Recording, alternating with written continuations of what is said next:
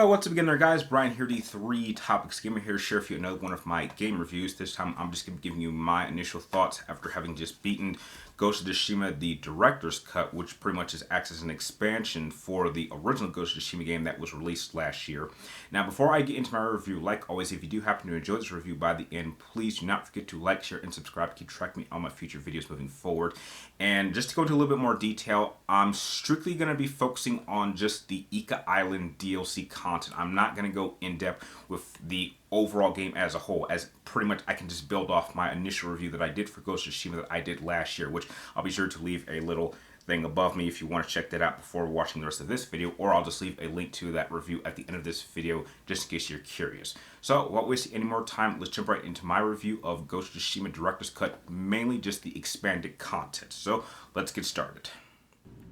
When I reviewed Ghost of Tsushima last year, I stated that it was without question the last great exclusive title for Sony to come out to close out the PlayStation 4 era.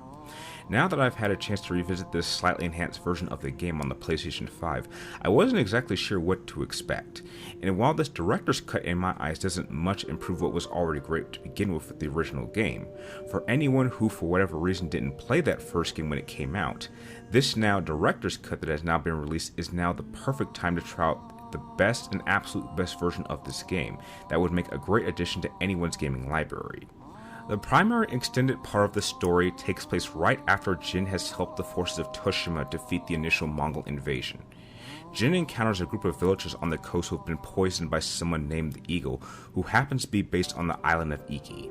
Fearing that another invasion could happen, Jin travels to Iki to prevent it. Now, this island is quite important to Jin, as it was here that he was with his father during his final campaign and actually witnessed his father's death, being too frightened to help him. After Jin's ship crashes, which leads to Jin being captured by the Eagle, he is forced to drink a potion which causes Jin to see and hear hallucinations related to all of his previous failures and all the people in his life that he has failed to save. Knowing that he cannot defeat this much dangerous Mongol force on his own, Jin must ally himself with the local rebels to stop this new invasion. But the rebels themselves are not a fan of samurai, and still remember what Jin's father did to them in the past, but not seeing any other option, they figure that the enemy of their enemy must be their friend, and together they must use the unconventional tactics that Jin developed as the Ghost on Tsushima to defeat the Eagle and her forces. Now, what I really enjoyed about this expansive story is that it does a fantastic job telling a different kind of personal story for Jin. In the original game, the main story centered around Jin having to deal with his own convictions of needing to go against everything his uncle taught him about being aware and fighting with honor in order to stop the Mongols.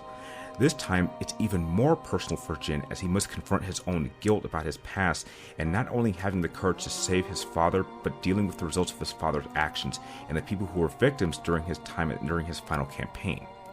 This kind of story direction takes Jin to a far darker place than the original story went into, and his interactions with the local villagers also brings an opportunity to see another group of people who are in a much more desperate situation than the people of Tsushima were during their invasion. Now, as great as the personal story for Jin around ends up being, the expansive story does suffer from the same issue I had with the original story, and that is the fact that the Eagle is a very weak and underexplored antagonist who makes all the same mistakes as Khoten Khan did. From the very beginning to the very end, her entire goal is to try and recruit you to join her side. All of the hallucinations that you will experience have the Eagle continue to tempt you to join her side, and this gets old very quickly. Even after you have taken her main base, decimated her naval battleships, wiped out the majority of her forces, and practically crippled any chance she has at launching a second invasion of Tsushima, she still tries to recruit you, even though you've made it very clear that you have no interest in joining her side. Having 2 back-to-back weak villains is the only thing that really holds this game back, and I really hope that when Ghost of Tsushima 2 eventually comes out, that Sucker Punch learns from this lesson and provides it with a more bloodthirsty and ruthless villain to take Jin on. When it comes to its gameplay, it plays exactly like the main game did with only a few new additions.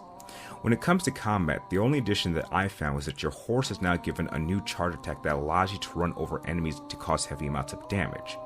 Some enemies this time around are a little bit tougher, as they can now switch between 3 different fighting stances during combat, showing a level of adaptability to your attacks that the main game enemies didn't have. There are also far fewer one-on-one duels that you can take part in, but some more than others can provide a solid amount of challenge for most players. When it comes to exploring Iki Island, there are a few new activities for you to experience. One of them is actually a new archery competition that allows you to see if you can hit multiple targets within a certain amount of time. Another activity that I actually really quite enjoyed will have you play your flute for animals in order to charm them in order to get close enough for you to pet them, and this involves using your controller to move a marker within the lines of the music. There are also a series of different armors that you can actually find for Jin to wear, and some of them are actually themed after other PlayStation exclusive franchises like God of War, Shadow of the Colossus, and even Bloodborne. And there's even one armor set that you can actually find for your horse that really looks badass in my opinion. Visually, I wouldn't say that Ghost of Tsushima Director's Cut even on the PlayStation 5 looks vastly better than what you would see if you were playing on the PlayStation 4, but I must admit that while exploring the island of Iki, there is certainly no shortage of beautiful locations that I discovered that were so gorgeous that I couldn't help but stop what I was doing just to take in the stunning view. The haptic feedback while using the PlayStation 5 DualSense controller is a great addition, as you can feel every raindrop, every gust of wind, and every sword strike that you deliver to your opponents. And while experiencing the hallucinations from the eagle, her voice can actually come right out of the controller's speaker, adding a level of immersion that I found quite welcoming. When you add everything together that this expansion story has to offer to the main story, both in terms of plot along with gameplay additions, it makes this director's cut well worth the extra cost to purchase the DLC pack online, or pick up this full price experience for those looking to explore this adventure for the first time. Now in closing, if for whatever crazy reason you didn't already pick up Ghost of Tsushima on PlayStation 4 and you do own a PlayStation 5, then I would recommend that you go out of your way to pick up Ghost of Tsushima the Director's Cut. I think in terms of the additions and some of the improvements that they added, it's certainly well worth it. It doesn't make it an overall massive improvement over the original game, but I think that heck, for anyone who's still curious, then yeah, this is definitely an experience you certainly don't want to miss. But again, as I said earlier in my review, it does still carry over some of the problems that I did have with the original game in terms of having a very weak and underdeveloped villain. So that's something that if we ever do get a Ghost of Tsushima 2, that's something they absolutely need to improve on. But I think that in terms of the primary story, the focus on Jin's past and his trauma, and him having to actually develop and actually learn some lessons that even his father didn't teach him, I think that story alone is absolutely worth the price of even picking up the DLC if you still do own your PlayStation 4 copy. So if I had to rate overall Ghost of Tsushima the Director's Cut as an overall experience, just building off of my original thoughts on the first game, then I think Ghost of Tsushima Director's Cut bumps it up a little bit better than the original game, and I would have to give it a 9 out of 10. I think 9 out of 10 is a really good spot, seeing how this was an 8.5, and this just adds like a few improvements that make it a slightly better game. So those are my thoughts on Ghost of Tsushima Director's Cut. If you've happened to play this game, I would love to hear your thoughts, and make sure you share them with me and everyone else in the comments down below. And like always, thank you guys for watching. You're awesome, and I will see you next time.